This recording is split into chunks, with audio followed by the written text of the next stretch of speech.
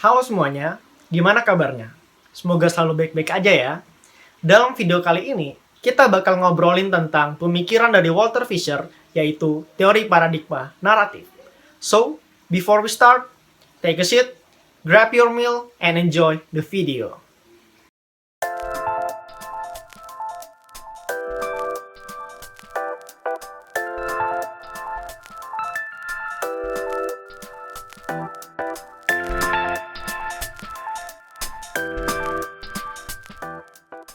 Kalian pernah nggak sih beli barang karena keluarga, teman, atau siapapun yang kalian kenal bilang kalau barang itu bagus dan mereka udah mencobanya? Atau kalian sebelum beli barang, kalian lihat dulu testimoninya. Terus kalau kalian lihat testimoninya bagus, kalian langsung deh beli barang itu. Selamat, kamu sudah terjebak ke dunia paradigma naratif. Menurut Walter Fisher, manusia hidup dalam dua dunia, yaitu dunia yang rasional dan dunia paradigma naratif. Di mana dalam dunia yang rasional, manusia bertindak sebagai Homo sapiens atau makhluk yang menggunakan logika dan keteraturan-keteraturan yang rasional dalam memandang dunia.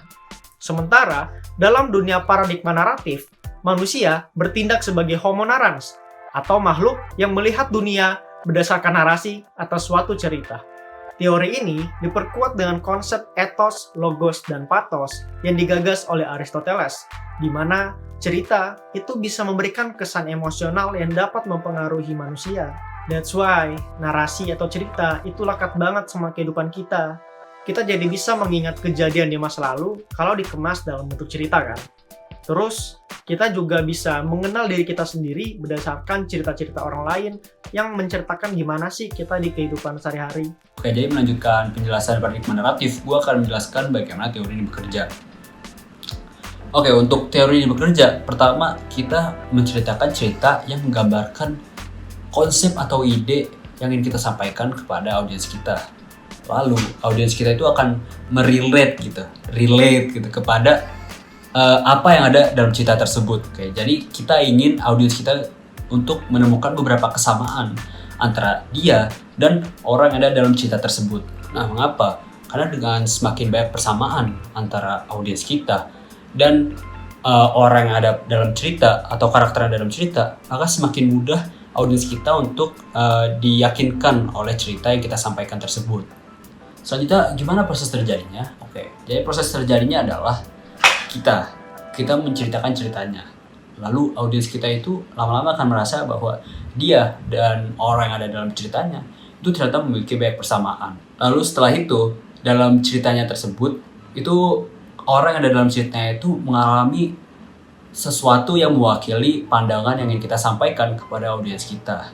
Dan pada saat itu juga, kita juga berusaha untuk membuat audiens kita itu serelate mungkin dengan pandangan yang ingin kita sampaikan melalui cerita tersebut.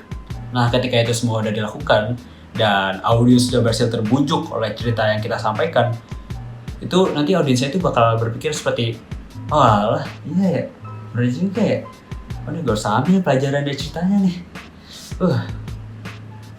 Nah, ketika audiens sudah berpikir kayak gitu, itulah dimana paradigma naratifnya sukses dilakukan. Narasi itu lebih dari sekedar cerita.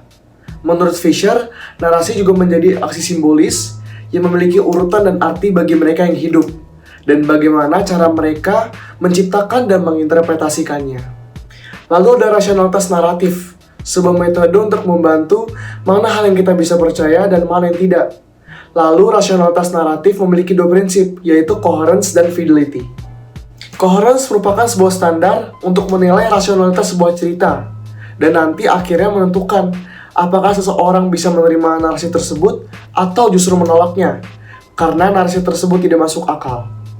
Nah, coherence mempunyai 3 tipe spesifik. Yang pertama, structural coherence, yang kedua, material coherence, dan yang terakhir adalah characterological coherence. Yang pertama, ada structural coherence, bagaimana sebuah cerita memiliki alur yang bagus. Kalau misalnya plotnya yang jelek, lalu cerita tersebut tidak memiliki kesambungan antar bagian yang bagus, maka dinilai narasi tersebut kekurangan structural coherence. Lalu yang kedua adalah material coherence, bagaimana kongruensi satu cerita dengan cerita lainnya yang berhubungan. Kalau semisalnya cerita lain justru merusak cerita yang aslinya, maka dinilai narasi tersebut kekurangan material coherence. Lalu yang terakhir adalah characterological coherence, yaitu bagaimana kepercayaan kita terhadap sebuah karakter dalam sebuah narasi. Lalu yang terakhir ada namanya fidelity, yang menjelaskan sejauh mana narasi tersebut sesuai dengan pengalaman atau yang pernah diamati para pendengar maupun pembaca. Contoh misalnya, oh ya itu aku pernah ngalamin kayak gitu.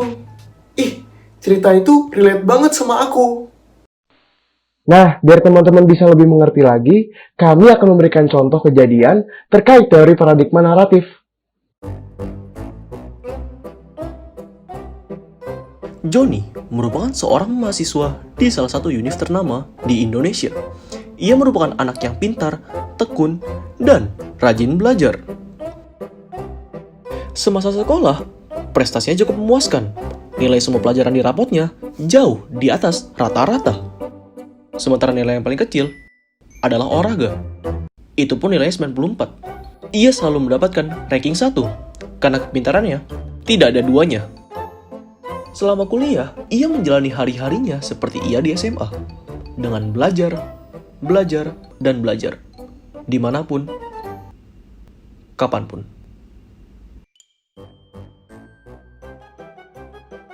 Dengan demikian, ia mendapatkan julukan mahasiswa kupu-kupu. Bukan yang itu, tapi kuliah pulang. Suatu ketika, ia tidak sengaja mendengarkan pembicaraan temannya saat di kantin. Nira, gue kasih tahu lu ya. Lu jadi mahasiswa nggak bisa gitu belajar-belajar doang. Harus aktif dikit ya pokoknya. Susah lu Tok. Sumpah dah, males banget gue aktif kegiatan gitu. Awalnya Johnny tidak menghiraukan pembicaraan temannya, karena baginya yang terpenting dari yang terpenting adalah mendapatkan nilai yang bagus. Namun lamunan Johnny pun terpecahkan ketika salah satu temannya membicarakan tentang alumni yang bernama Tony. Lu dulu ingat alumni Bang Tony? Pintar banget kan? Lulus aja IP-nya 4. Tapi sekarang nggak ada perusahaan yang terima dia. Gara-gara dia nggak ada soft skill-nya gitu deh. Soalnya perusahaan zaman sekarang lebih milih orang-orang biasa-biasa aja, tapi ada soft skill-nya yang aktif gitu di kampus. Jadi panik gue. Mana kagak pernah aktif gue di kampus. Pinter juga kagak begitu gue. Johnny pun merenung untuk sesaat, karena biar bagaimanapun juga, cerita yang disampaikan oleh temannya sangat masuk akal. Soft skill akan lebih berkembang apabila ia aktif dalam kegiatan kampus. Terlebih lagi, Tony merupakan salah satu alumni yang dikenal oleh Johnny. Setelah kejadian tersebut, Johnny pun memutuskan untuk menjadi mahasiswa yang lebih aktif lagi.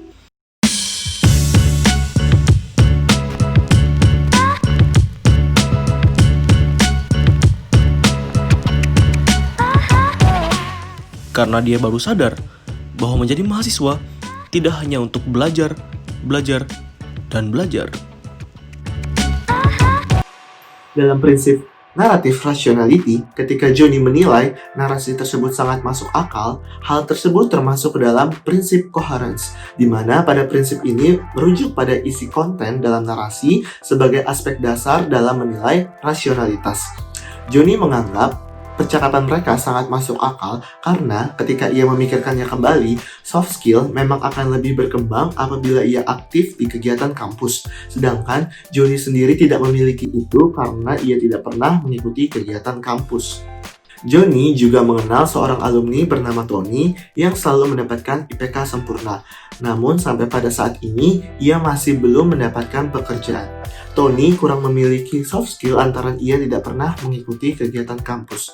Mendengar hal tersebut, Johnny terdorong untuk mengikuti kegiatan kampus karena ia merasa dengan mengembangkan soft skill ia akan lebih mudah untuk mendapatkan pekerjaan. Dalam prinsip narrative rationality, peristiwa ini termasuk dalam prinsip fidelity, di mana ia akan merasa narasi akan sangat akurat apabila mengetahui kejadian dalam narasi tersebut terjadi kepada orang yang ia kenal atau sesuai dengan pengalaman ia sendiri.